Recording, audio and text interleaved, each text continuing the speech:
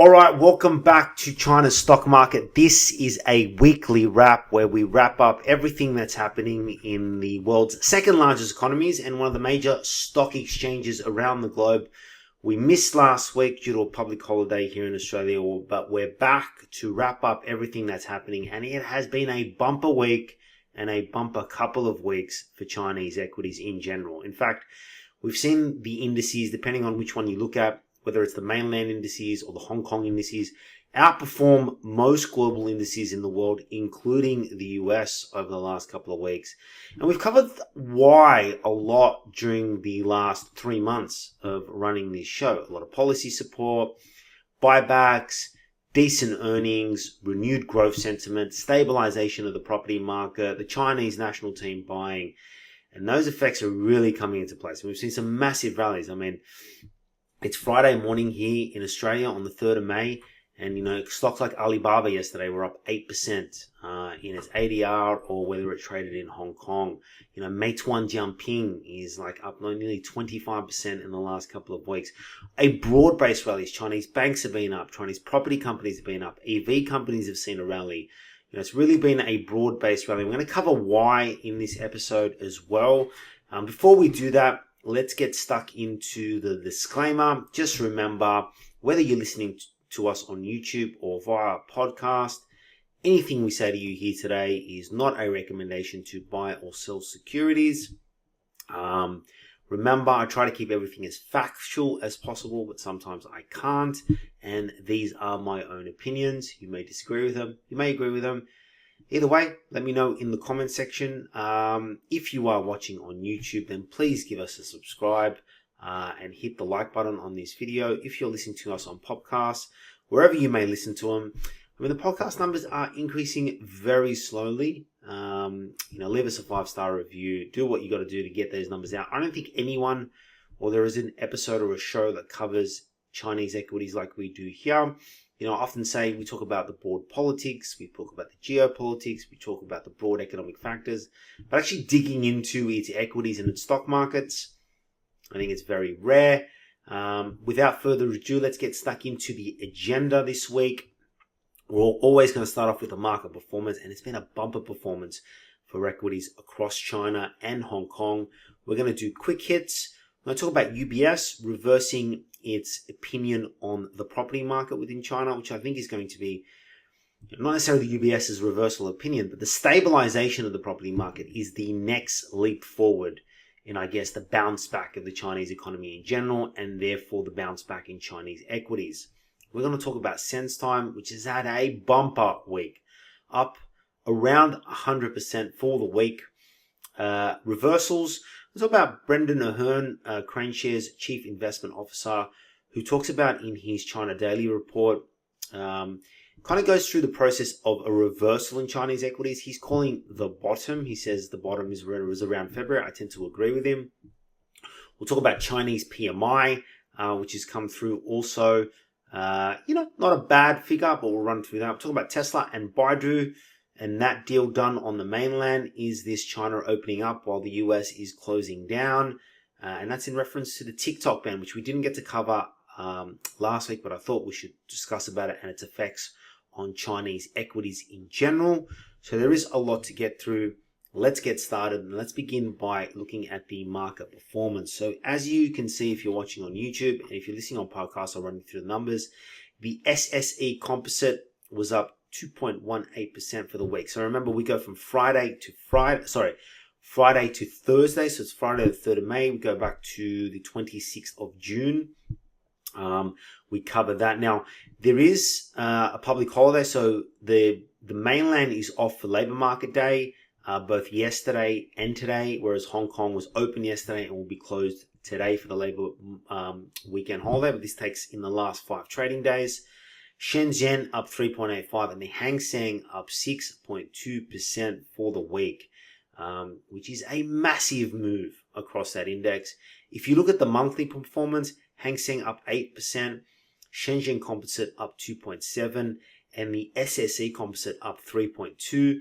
Look at the 3-month performance, 10.28, 14.94, and the Hang Seng up 15.56. If you take the tech index, within the Hang Seng. That is now officially in bull territory, which is up in excess over 20% since the market lows that we saw, in that early Feb period when the market opened in China coming out of the new year and wasn't necessarily good. Really around starting the Chinese Lunar New Year and the numbers we saw out of tourism, that's kind of signified the starting of the bottom in Chinese equities, because there is a belief after those numbers that the consumer was starting to come back, and that consumer drives stocks, because stocks sell to mums and dads and citizens, and they buy their goods and services. And if the consumer is starting to drive back, you essentially see that in the earnings of companies, and that's really seen the turnaround in Chinese equities. And like I said, it's outperformed most global indices around the world, including its US counterparts, particularly in Chinese tech. That has been seen a massive rally across most of their tech darlings, and some of those tech companies that have been beaten down over the last 3 to 4 years. Well, let's get into quick hits here and talk about some of the news items that happened across the mainland during the week. The first one is the implementation rules for the subsidies for trading in listed vehicles. So this provides a RMB 10,000 RMB subsidy for trading in an old car for an electric EV. This sent stocks like BYD higher, 4.42% on that day. Li Auto gained 5.78%, and XPeng gained 8.8%, and NIO gained 7.2%. So bumper week for Chinese EVs. And we've talked about them a lot. They have had depressed markets. It is a very competitive market. This is on the back of lending laws around cars being changed, where you could get like 100% leverage, whereas previously you could only get 80% leverage. This is part of this kind of, changing the old for the new in terms of products used or electronic goods used within China. So, you had that on the back of this RMB 10,000 subsidy for trading. They really want to move the electric vehicle. They want to get past that 20 to 22% adoption rate, really push that into the high 30s, early 40s. And essentially, they want to reform their car market in terms of what their citizens are using within a decade. So they're way out in terms of the world, in terms of adoption. And these sentiment supports, this policy support further enforces that need. And you got to think that Chinese EV companies will continue to do well off that. And we've certainly seen those share prices do well. On the back of Chinese EVs, we had the Beijing Auto Show, which is also helping the space. We saw great looking new launches, including NIO's ET7 sedan, Huawei and their JV with BAIC's new S9, and you also saw the BYD's AZ9 GT, Ocean M hatchback, and NIO and Lotus are also partnering on battery swap technology. So much happening in China's car space. I often say, if the world would open up their borders to Chinese EVs, that most of us would be driving Chinese EVs within 10 years. And if the world wants to reach its emission targets, then opening up to Chinese EVs and solar panels would make very sense. But we know it's not as simple there. There is a lot of geopolitics and especially the coupling between US and China tech. And we saw that through TikTok in the last couple of weeks, which we'll cover just at the end of the episode. So on Wednesday, we saw the largest or the 5th largest net buying via the Northbound Stock Connect since the program was launched. So the Shanghai Composite is now trading through the 200-day moving average. It's also reached the highest level since October 2023. And that includes a lot of, so northbound means money coming through Hong Kong into the mainland, which indicates some strong support by the national team and also SOE enterprises using their foreign money that they earn overseas and pushing that through. We also saw Chengdu, which is the capital of China's Sichuan province, on Sunday, effectively lift property restrictions on certain properties that you can buy within that province. Now, this was following similar policy purchases adjustments from Beijing, Shenzhen, and Nanjing. Okay. Now, basically, what this does is it removes home buyer qualifications. So essentially, they had home buyer, you've got to meet these certain areas. They've loosened those laws, meaning more people can get into the property market.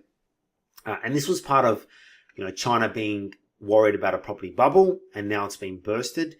It's been grown by a few cities. So we talked about Beijing, Shenzhen, and Nanjing, and Suzhou. So real estate was hit with profit taking in Nanjing, eliminating home purchase restrictions, with mainland media highlighting similar policies in Dalian, Huizhou, and Duzhou. So a number of cities around China have removed these restrictions, indicating you could see some support in that property market because more people are allowed to buy. This is off the back of the LPR rate being lowered, secondary sales being stronger in China.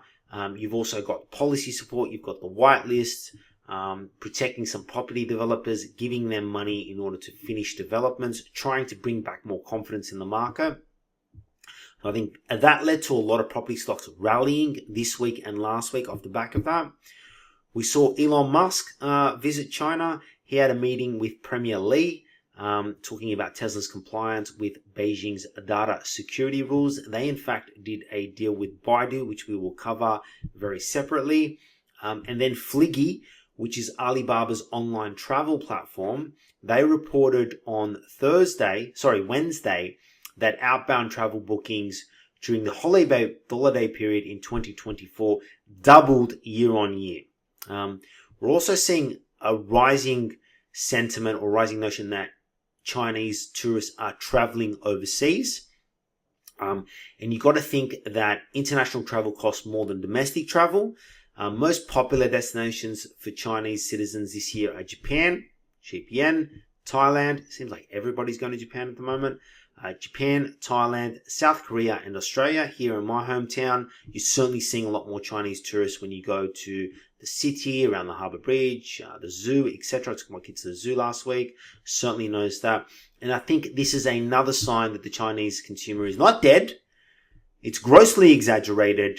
And there is strength in the Chinese consumer, which should help their domestic economy.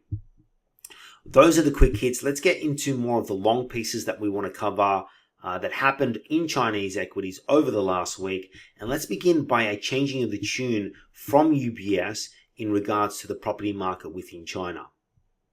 UBS has actually changed its tune here. So they were previously bearish. And in fact, it's one analyst out of UBS called John Lam.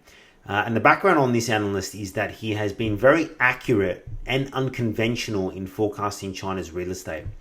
The reason why he is of note is that he previously predicted kind of the start of the bubble bursting within Chinese property.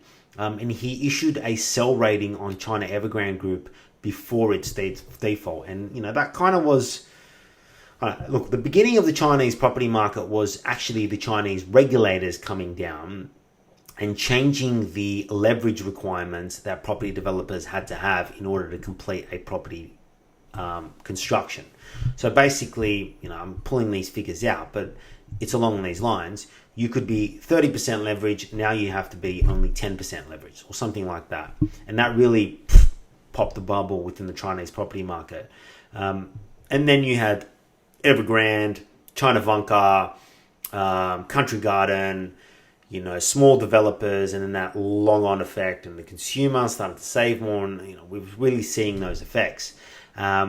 So he was kind of had a lot of foresight. So he's considered someone as a subject matter expert. He came out during the week, and this had a very positive effect on property stocks within China, and saying kind of we're starting to see a gradual recovery in the Chinese property market, turning positive for the first time in 3 years due to government support.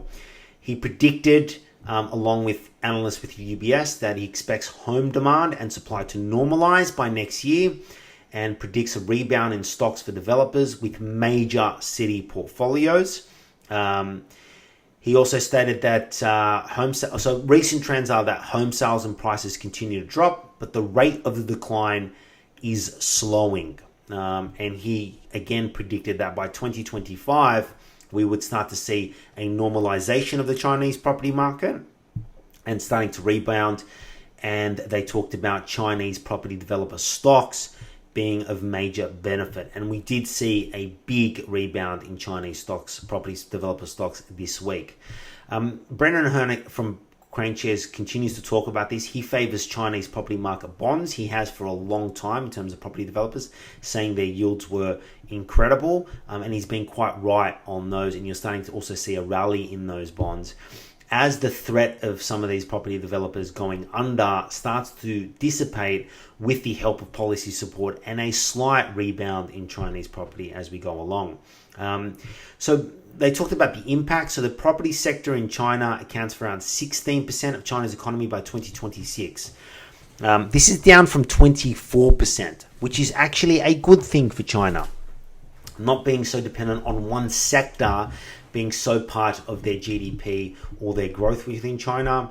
They talked about notable inventions, noted a recent increase in low-cost funds from central banks and potential further financial support. I think they're referencing there the whitelist of Chinese developers that the Chinese regulators or the Chinese CCP asked certain banks to, inject some cash and some liquidation to get these developments across the line so that Chinese citizens were more confident that when they purchased the property, it was actually going to be built.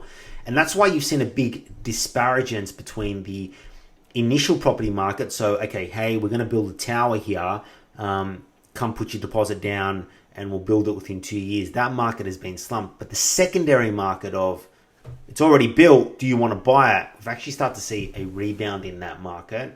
And that's because Chinese citizens are worried that if they put a deposit on a, off the plan, so to say, that it's not going to get built.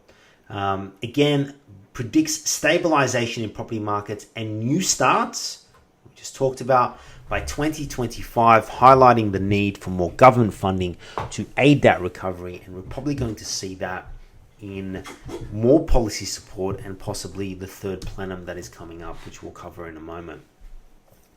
All right, so let's talk about SenseTime here. What an amazing week it's had for SenseTime. Kind of kicking myself. So during the week, or earlier last week, we saw them unveil their SenseNova 5.0, which is basically their large language model. This was revealed during SenseTime's Tech Day on April 23rd, featuring enhancements in natural language processing, image generation, automated data, annotation, and custom model training.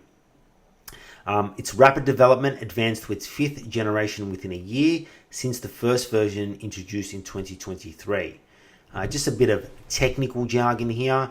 It utilizes a hybrid expert architecture and was trained with over 10 TB tokens, including a significant amount of synthetic data, enhancing reasoning abilities and expanding contextual understanding window to 200K.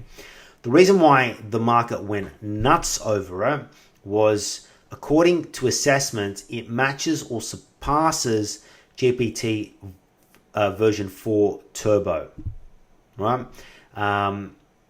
And the stock went ballistic. It was up around 40% on that day. I kind of looked at it and thought to myself, man, there's going to be some hype over this. Maybe I should buy some at around $1.10, $1.20. And then I woke up this morning to realize it was up 36%. So it's done 100% in a week on this stock. All-time high on the stock is about $2.50. So you're still under a bit of weather. It's a recent IPO in terms of SenseTime. It's got collaborations with Kingsoft, Haitong Securities. It announced a joint initiative with Huawei for practical applications of its Sense 5 Nova. And this is known as one of China's four little AI dragons, along with CloudWalk technology, MegV, and U2. If you're wondering, you can't buy CloudWalk, you can't buy MegV, and you can't buy U2 because they're not listed. Now, there was talk about MegV being listed for quite a long time. We haven't seen it. MegV, if I remember correctly, is on the American national security list for helping out the Chinese government in terms of its military applications. But what a week for Chinese tech, in particular SenseTime. And it goes to show, and I've said this before, when ChatGPT came out, it kind of surprised the Chinese were quite surprised at actually how behind they were in terms of AI. But they are catching up very, very quickly. And the reason why it's come a bit delayed is there's an actually amount of regulation in China. You can't do whatever you want with AI. And the government and the regulator is actually putting in policy to try to regulate this market before they allow their tech companies to go crazy in terms of its applications. But this is a show that, Chinese AI, along with Chinese tech, is as good, if not better, than American tech, particularly in some areas. Let's talk about the reversal. I alluded to this in our quick hits, and this is off the back of Cranshare's Brendan Ahern, who is their chief investment officer. I think Cranshare covers the Chinese market better than any other program, including us, or second to us. But he runs his thesis in his report around the kind of bottoming in on China, and he kind of runs it through, this kind of timeline. And he says, U.S. investors reduced investments in China, and that was first due to factors like Trump's trade war, tech competition, zero COVID, and internet regulation. And I think internet regulation was another one. That was where we started to talk about, China is uninvestable. So you got the trade war with the tariffs, you've got tech competition and decoupling. You also had, proposed delisting of Chinese stocks in the US, the zero COVID, and that led to stop-start for the Chinese economy. And then the internet regulation, I think, was a massive one. And then just changes in policy support, which I don't think were very beneficial for Chinese equities. And we've talked about those in previous episodes. He then goes on to say European investors followed. And they followed because they were influenced by their overweight in Russian stocks, which they reduced, and their fears of similar geopolitical tensions in East Asia, primarily in Taiwan and the Southeast Asian, South China Sea. So you've had these foreign investors move out of Chinese equities because of the volatility, unknown in terms of policy support, unknown whether they're going to open, or a lot of because of geopolitics and the trade war and tech competition and decoupling. Asian investors, he makes the point, remained invested longer, but were impacted by the lackluster post-COVID opening trade. So we all thought when China reopened, it was going to be a boom. Didn't really eventuate in terms of the data and the figures, and the consumers kind of stayed home. Then you had the property market, which got hammered as well. This led to Chinese investors kind of pulling out of Chinese markets. And we talked about that a couple of months ago. And he talks about particularly the derivative-induced meltdown that we saw in January. This was the CBBC warrants within Hong Kong. You also had those warrants within China where the market had to stay in between certain areas or certain price steps within indices. They got popped. A lot of Chinese investors lost support. You saw a lot of Chinese retail investors move into American ETFs. You saw them move into cash, move into gold, because they were just so upset with what was happening with the China market. Then you saw the reversal. You saw Chinese investors starting to buy back in China. You saw national team activity. We covered those. Significantly buying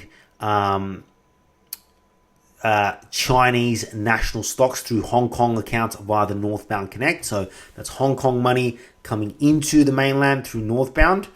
And we saw, just last week, we saw 3.1 billion in net buying. This week, recorded today, making it the fifth largest purchase in history. So you saw that policy support. You saw, the Chinese government start to step in. You saw the LPR rate being reduced. Massive starting to support. We saw also some positive figures around PMI, GDP, etc.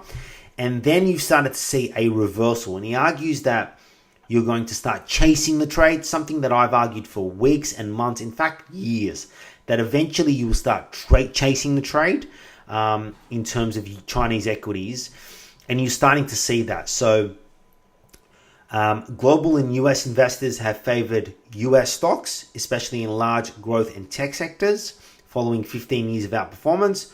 We're seeing possible signs of stagflation within the US and poor Q1 GDP figures. Also, persistently high inflation and the fact that we might not see interest rates go as low as we thought at the start of the year. Now we're thinking only one rate decrease by the US. And then Asian investors starting to shift and divest from US tech, Indian and Japanese markets, and invest in undervalued Chinese stocks. And I think the next move is these EM markets, or these EM investments that kind of shifted towards India, starting to reduce those shipments and coming back into China, and going to start to see a snowball effect. And he makes a good point. And there are a lot of things that we've talked about here on this episode that you can't ignore China. If you are a fund manager, if you are a hedge fund manager, if you manage money, you cannot ignore what I believe is the most important economy on the globe, and we're starting to see a reverse in that, and we certainly started to see that. And we talked about that when we looked at the month numbers and the 3-month numbers in Chinese equities across major indices around the world. It has been a very good period, and it's kind of really timed since we started filming this show. And if you're still watching, if you're still listening, please leave us a subscribe, hit the like button, leave us a comment if you're watching on YouTube, and leave us a 5-star review wherever you're listening on podcast. So during the week, we also saw Chinese leaders pledge more support for the world's second largest economy, saying that it faces many challenges, even as high-tech manufacturing helped factory activity expand for the second consecutive month in April. So in a meeting on Tuesday, the Communist Party's 24-member leadership board, otherwise known as the Politburo. So there's kind of two levels. There's the Politburo and the Standing Politburo, which consists of about 7 or 8. Laid out measures to shore up growth and announced that the long-awaited important policy gathering, the so-called third plenum, will be held in July. The economy still faces many challenges as it continues to rebound, mainly due to insufficient effective demand and the complexity, severity, and uncertainty of the external environment have significantly increased. The meeting concluded according to state-owned news agencies Xinhua. The reason why I included this is it's just more rhetoric around policy support. It's not necessarily bazooka policy, but it's certainly a lot of talk and a lot of action in terms of policy support. And then off the back of that, we saw the Chinese PMI data. So if you don't know what Chinese PMI data is, or PMI data in general, if you're watching on YouTube, there's a definition there, which is the Purchasing Managers Index is a measure of the prevailing direction of economic trends in manufacturing. The PMI is based on a monthly survey of supply chain managers across 19 industries, covering both upstream and downstream activity.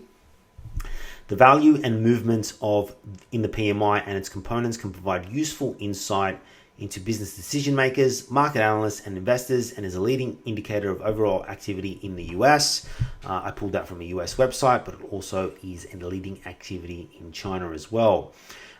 So we saw equipment manufacturing PMI stood at 51.3. High-tech manufacturing, which is where China wants to go, remember it wants to be a high-tech manufacturer for the world, was 53. Now remember, anything over 50 is an expansion, so they were definitely good figures. Off the back of good figures in the month before, despite a slight decrease from previous months, these sectors remained higher than the overall manufacturing industry's performance. So it comes amongst mixed economic data. So we did see industrial profits declining 3.5% year on year in March. Which signaled some concerns around economic momentum. And these are off the back of government initiatives, all right? So you've had stimulus, economic policy support, high-tech growth, particularly supported by President Xi, international relations. You had the US CEOs with a kind of sit-down with President Xi, diplomatic moves. Xi's been out to meet European leaders, including French President Emmanuel Macron, around anti-subsidies, a target outlook of growth of 5%. And what you've started to see is a lot of investment banks start to change their tune on China and starting to say, well, maybe the bottom is in, particularly on the economy, which should feed through the stocks. The other point there that I would like to make is the third plenum has been announced. If you don't know what the third plenum is it a meeting of kind of China's top bureaucrat, your Politburo. There are generally 7 plenums a year. 7 plenums in the 5 years of a 5-year term of the premier.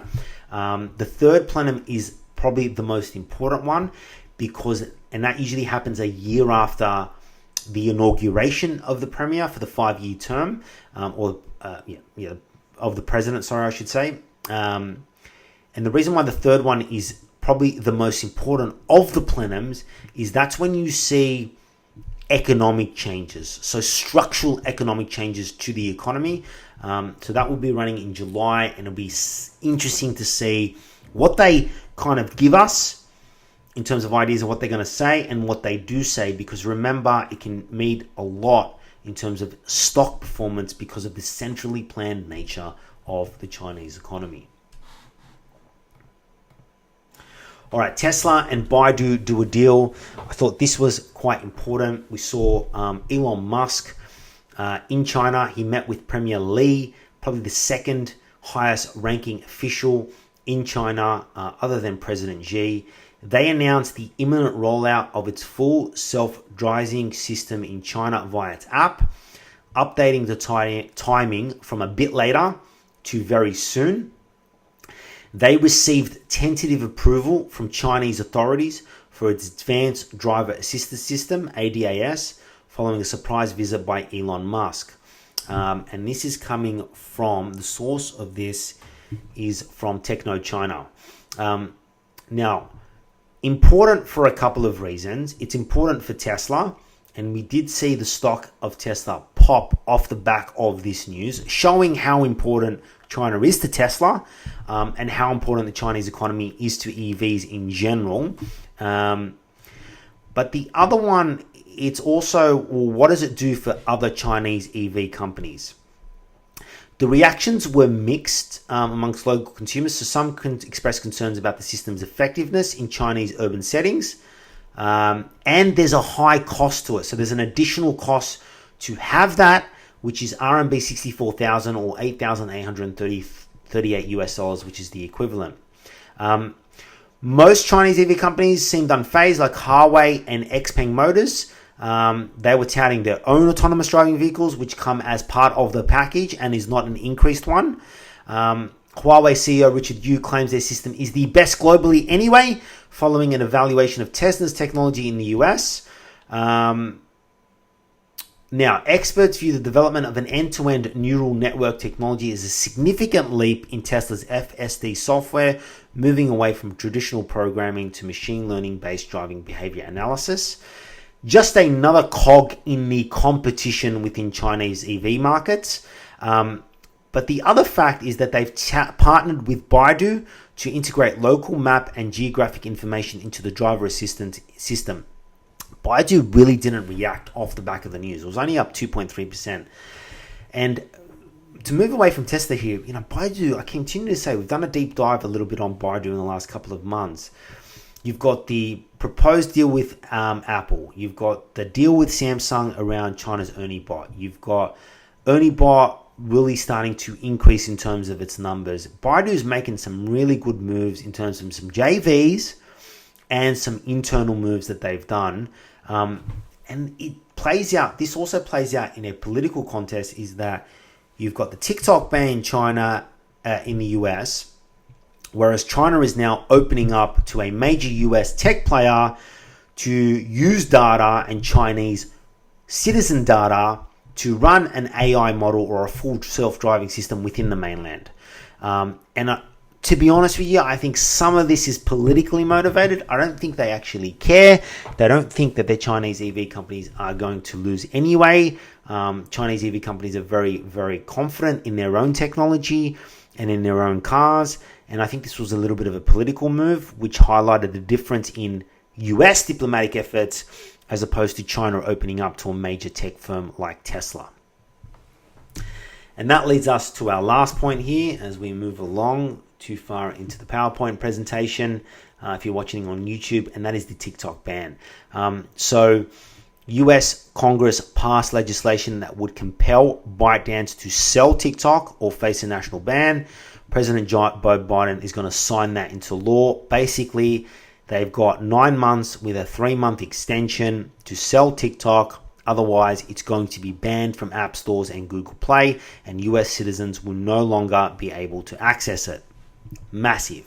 A clear further divide in US-Chinese relations, particularly around data security, and Chinese companies. Now, I just wanted to make a few points here. There is no way that ByteDance is going to sell TikTok or its US operations, and there is no way that ByteDance is going to be allowed to sell its algorithm by the Chinese CCP. They view that as an economic asset. They view it as an economic innovative asset that they've developed in-house. They use it as they consider it a strategic economic asset, and they will not be economically coerced into selling that app because someone deems it a national security threat. The question is, what does ByteDance do now? I mean, this will now go to the courts, and they've got a year, which, funny enough, kind of comes into a new regime or a new government within the US. But it just further divides the global tech landscape into 2 blocks, one centered around US technology and another centered around Chinese innovations. 2 internets, 2 massive tech companies. I talked about this on TikTok. You're constantly being forced to choose one or the other. What does this mean for Chinese tech in general? I think and it had no effect on Chinese tech companies in terms of their performance. I think it should. And this is the reason why. There are a lot of Chinese tech companies doing a lot of business in the US. Primarily when we think about that, I think of Pinduoduo, Alibaba, JD to an element. And then there's the future potential of Chinese tech companies doing business in the US. I think of Chinese EVs in particular. You got to think that if they can ban TikTok, what's to say that Chinese companies collecting e-commerce data on US citizens is not a national security risk? Where does the extension start to happen? You also got to think that on the back of this, Chinese EV companies will not be allowed to compete fairly within China, if not banned outright, because it is a software play. It is collecting data. You know, if you're worried about ByteDance sharing that data with the Chinese CCP, are you worried about BYD sharing that data that they collect in a car to the CCP? Are you worried about Pinduoduo through Temu sharing that data? You know, you can move this into any region at all. It has flow-on effects. So I think if you're looking at Chinese tech stocks in particular, and they are doing US business, you kind of got to start to write down that US business to zero. It would have been nice to see how ByteDance, if it was listed, reacted to this price. And I'm going to say it would have been hammered from pillar to post. The other thing I think you will see in terms of Chinese tech and their movement abroad. Now remember, Chinese companies, in order to maintain earnings growth and profitability, or continue to raise that in the way that they want to, they need to expand overseas. It's the same thing we saw out of US companies as they became the world's greatest superpower. McDonald's and Coca-Cola, they taught us to drink Coca-Cola, eat McDonald's, use Visa. Same thing will happen with Chinese companies. You will start to see a more renewed focus. We're already seeing it into Southeast Asia, Eastern Europe, and parts of Africa. You may see a complete removal or a complete move back from US and Western markets. Do the Europeans follow with this? Do other countries aligned with the US-centric model in terms of economies start to put bans on TikTok and other Chinese companies doing in there? It is a clear divide in the tech. of these two countries. Whether it goes through, I don't know. A year is a long time. Now remember, we saw similar bans proposed by the Trump administration, which kind of went away when we saw a new administration come in. Who knows what's going to happen? But it is a clear divide, and they now got a year to sell down. But there is no way that they're going to allow them to sell the algorithm. That is not going to happen. And if it does, I'd be very, very surprised. And ByteDance has already come back and said, we're not going to sell.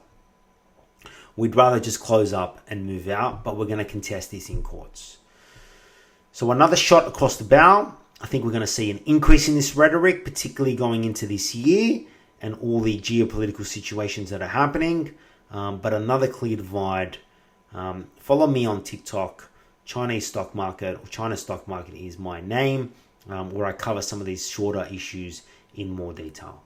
Thanks for tuning in. Sorry we weren't there last week. We will be back next week, and then I'm off to the Philippines for a week. But as always, let me know how I'm going. And as always, good luck with your investing.